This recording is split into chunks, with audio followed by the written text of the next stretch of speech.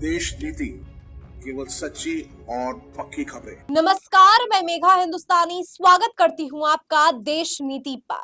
दोस्तों, महाराष्ट्र चुनाव से संबंधित आए दिन कुछ ना कुछ नया निकलकर सामने आता है। अब हाल ही फिलहाल में अमित शाह ने एक बड़ा दावा कर दिया है। क्या दावा किया है, द हिंदू की इस खबर से समझिए। लिखा है, Amit Shah confident of Mahayuti victory in Maharashtra, calls for BJP only government in 2029। Amit Shah told BJP workers that once the Mahayuti alliance is in power, no one would be able to prevent the implementation of uniform civil code in the state. अब अमित शाह गृह मंत्री ये कह रहे हैं कि महाराष्ट्र में अगर भारतीय जनता पार्टी की सरकार बन जाती है तो यूसीसी को लागू करवाने से कोई भी रोक नहीं सकता है। यूसीसी एक ऐसा विषय है जो इन दिनों काफी विवादित और चर्चित है। खैर, इस वीडियो में यूसीसी से ज्यादा महाराष्ट्र की राजनीति पर चर्चा होगी। उस राजनीति पर जिसे लेकर तमाम राजनीतिक दल से लेकर राजनीतिक विशेषज्ञ भी जो कुछ भी अनुमान लगाते हैं वो गलत साबित हो जाता है। महाराष्ट्र की राजनीति इतनी आसान नहीं है, महाराष्ट्र की राजनीति को समझना भी इतना आसान नहीं है, लेकिन फिर भी हम आपको सरल भाषा में जो कुछ चल रहा है रिसेंट लेटेस्ट अपडेट्स के साथ आपको बताएंगे कि क्या कुछ हो सकता है। चुनाव से पहले क्या उठापटक चल रही है और इसका आलम क्या होगा। सबसे पहले आपको बता दें कि गृह मंत्री अमित शाह ने महाराष्ट्र में ऐलान कर दिया है कि इस बार सरकार जो बनेगी वो महायुति गठबंधन की बनेगी, यानी कि वो शिवसेना जिसमें एकनाथ शिंदे है, वो अजीत पवार वाली एनसीपी और भारतीय जनता पार्टी की गठबंधन वाली महायुति सरकार जो है वो इस बार सत्ता में आएगी। और 2029 में भारतीय जनता पार्टी को तो अपने अलायंसेस, अपने गठबंधन के साथियों की भी जरूरत नहीं, यानी बिना गठबंधन के 2029 में भारतीय जनता पार्टी महाराष्ट्र में अपनी सरकार बनाएगी। अब ऐसे में सवाल उठाया गया है संजय राउत की तरफ से, जो बिल्कुल उचित है। क्या महाराष्ट्र में सहयोगी दलों का इस्तेमाल केवल जो है गुलामों की तरह किया जा रहा है?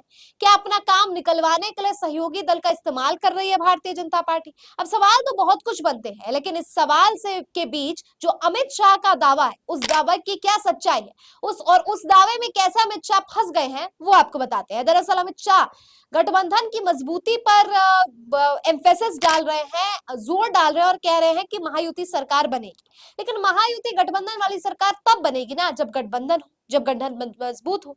लेकिन गठबंधन का असल सच क्या है वो आपको बताते हैं, स्क्रीन पर नजर डालिए। लिखा है, नवभारत टाइम्स की खबर है, महाराष्ट्र एनसीपी शिवसेना के बीच सब कुछ ठीक, अटकलों के बीच अमित शाह से मिले अजीत पवार। अब खबर तो ये निकल कर आ रही है कि महायुति गठबंधन के बीच सब कुछ ठीक नहीं है। क्या है खबर, देखिए।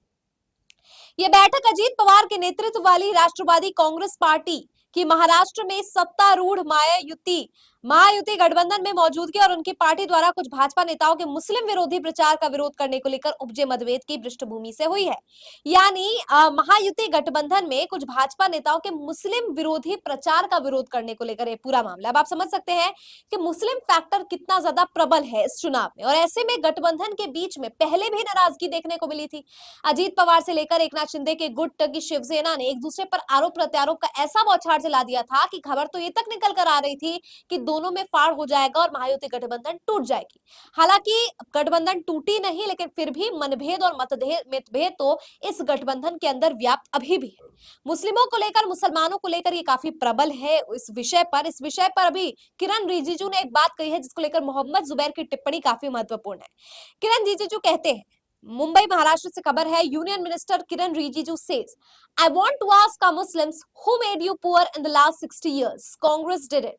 Today, PM Modi opens bank accounts for you, builds houses for you, gives water, electricity and loans. He treats all Indians equally. The benefit goes to everyone. So why should all Muslim votes go to Congress? Misusing one community is a wrong thing. I want Congress didn't make Muslim vote banks. This time we will make sure that minority votes don't go to Congress. We will go to the people with a clear message.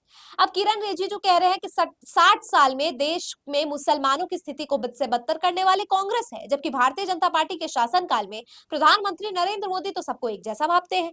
अब ऐसे में इस पे मोहम्मद जुबैर की टिप्पणी देखिए। लिखा है, hello Kiran Rijiju, meanwhile unofficial propaganda pages are spreading lacks of Facebook and Instagram to run anti Muslim propaganda. Anti Muslim propaganda आपके ही भारतीय जनता पार्टी के अनऑफिशियल पेजेस फैला रहे हैं और आप कह रहे हैं कि मुसलमानों को एक जैसा ट्रीट किया जाता है। नफरत भरी राजनीति तो आप खुद करते हैं और कांग्रेस पर गरीबी का आरोप लगा देते हैं कि गरीब बनाने में मुसलमानों को कांग्रेस का हाथ है, जबकि भारतीय जनता पार्टी के ये तमाम फॉलोअर्स जो बीजेपी से जुड़े हुए हैं, यही मुसलमान और हिंदुओं में भेद करके नफरत की राजनीति को बढ़ावा देते हैं। तो महाराष्ट्र की राजनीति में मुसलमान फैक्टर कैसे काम करता है, ये मैंने आपको बताया। अब आपको बताती हूँ एनडीटीवी के पूर्व पत्रकार और अब स्वतंत्र पत्रकार सोहित मिश्रा क्या कहते हैं। हमारे देश के गृह मंत्री अमित शाह बीजेपी के कार्यकर्ताओं से ये नहीं कह रहे हैं कि मोदी जी के काम का प्रचार कर वोट मांगो, ये नहीं कह रहे हैं कि हमारी योजनाओं का प्रचार करो, वह कह रहे हैं कि साम दाम दंड भेद का इस्तेमाल करो ताकि वोट बढ़ सके। आखिर अब नॉन बायोलॉजिकल मोदी जी और उनके कामों के नाम पर वोट क्यों नहीं मांगा जा रहा। और साथ ही एक खबर हिंदुस्तान टाइम्स की है जिसमें हेडलाइन है साम दाम दंड भेद use all to increase BJP vote share by 10%, यानी बीजेपी के वोट शेयर को 10% आगे बढ़ाओ। हर साम दाम दंड भेद कुछ भी लगा दो और जो है 10% बढ़ाओ बीजेपी की वोट शेयर को, ये बात जो है यहाँ पर कही जा रही है। अब आप दोस्तों इस बात से अनुमान लगा सकते हैं कि कैसे महाराष्ट्र में भारतीय जनता पार्टी के लिए सत्ता पाना, जैसा कि आरोप संजय राउत के द्वारा लगाया जा रहा है, ये सबसे ज्यादा प्राथमिक हो चला है। यानी महाराष्ट्र में गठबंधन बनी रहे, गठबंधन टूटे, क्या कुछ करना है, अंक गणित में जो है ठीक होना है, सत्ता में काबिज होना है, इसके लिए साम दाम दंड भेद यानी मोदी जी के कार्यों को महाराष्ट्र में नहीं गिनवाया जा रहा है। और तो और कल मैंने आपको खबर भी बताई थी कि कैसे नितिन गडकरी के लिए मुश्किलें बढ़ गई है। नितिन गडकरी खुद कह रहे हैं कि लाडली बहन योजना, जो लड़की बहन योजना है महाराष्ट्र में, उसे लागू करने के लिए उनके पास पैसे नहीं है। धरातल पर उसको इंप्लीमेंट करने के लिए मोदी सरकार के खजाने कंगाल लिए गए हैं, खाली हो गए हैं। ऐसे में निवेशकों को भी निवेश करने के लिए प्रोत्साहित किया गया।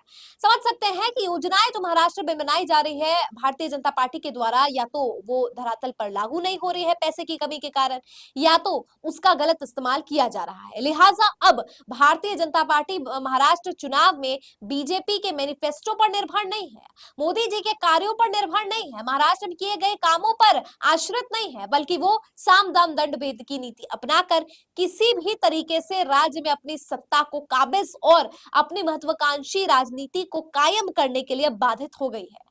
अभी दोस्तों बिल्कुल लाजमी है और बिल्कुल स्वाभाविक भी है, क्योंकि भारतीय जनता पार्टी की स्थिति महाराष्ट्र में डमाडोल नजर आ रही है। लोकसभा चुनाव में महाराष्ट्र में जो भूकंप देखने को मिला था, जिसकी वजह से गूंज उसकी दिल्ली में भी सुनाई देने को मिली थी, अब वही भूकंप एक बार फिर से सियासी घमासान के रूप में देखने को मिलेगा महाराष्ट्र में। महाराष्ट्र में किस तरीके से ये टकराव होगा, कैसे स्थिति खराब होने वाली है, सब कुछ आपको बताएंगे। लेकिन आज की वीडियो पूरी तरीके से इस बात को समर्पित है कि अमित शाह के दावों में कितनी सच्चाई है और कितना फरेब। अमित शाह कह रहे हैं कि गठबंधन के साथ, मजबूती के साथ 2024 में सरकार बनाएंगे और भारतीय जनता पार्टी की अकेली सरकार 2029 में बनाएंगे। सवाल ये उठता है कि आखिर क्यों लोकसभा में और विधानसभा में गठबंधनों की जरूरत पड़ गई। अगर अपने पार्टी पर इतना ही आत्मविश्वास था तो क्यों अकेले चुनाव नहीं लड़ लिया गया। और ठीक है, अगर अभी आपको गठबंधन की जरूरत है तो ऐसा 5 साल में आप क्या कर लेंगे जिससे आपको गठबंधन की भी जरूरत ना पड़े। क्या गठबंधन के साथियों को भारतीय जनता पार्टी में शामिल कर देंगे? क्या विपक्ष से लाए गए विधायकों को बड़ी पोजीशंस दे देंगे? क्या उन लोगों को अपने सत्ता में, अपनी राजनीतिक पार्टी में स्थान दिया जाएगा जो विपक्ष के हैं? क्या उसके जरिए जातीय समीकरण को साधने में भारतीय जनता पार्टी कामयाब होगी? सवाल बहुत से हैं, लेकिन एक उत्तर जो सबको पता है वो ये है कि भारतीय जनता पार्टी के लिए सचमुच साम दाम दंड भेद करके ही भारतीय जनता पार्टी सत्ता में आना चाहती है। देश के लिए कार्य करना, प्रदेशवासियों के लिए योजनाएं लाना और कल्याणकारी चीजें करना, ये भारतीय जनता पार्टी के लिए जरूरी ही नहीं है। बीजेपी के लिए कुछ भी जरूरी है तो वो अपनी सत्ता को बचाना और सत्ता को स्थापित करना है, जैसा कि महाराष्ट्र के इस चुनाव में नजर आ रहा है। लिहाजा इस तरीके की बातें अमित शाह के मुख से निकल रही है, लेकिन सच्चाई तो यह है कि महाराष्ट्र में गठबंधन की स्थिति बिल्कुल ठीक नजर नहीं आ रही। डमाडोल स्थिति है। कभी महायुति गठबंधन में अजीत पवार वाली एनसीपी खेमे गुस्सा हो जाती है, तो कभी अजीत पवार के खिलाफ एकनाथ शिंदे की शिवसेना सवाल उठाते हुए नजर आती है। अपने ही विधायकों का अपने एक दूसरे के ऊपर इल्जाम डालना, सवाल पूछना और गठबंधन में इतनी बड़ी कमजोरी, क्या भारतीय जनता पार्टी को सत्ता दिला पाएगी? क्या लगता है महाराष्ट्र के इस चुनाव पर आपकी क्या राय है? कमेंट में बताइए। मुझे दीजिए इजाजत। देखते रहिए देश नीति। धन्यवाद।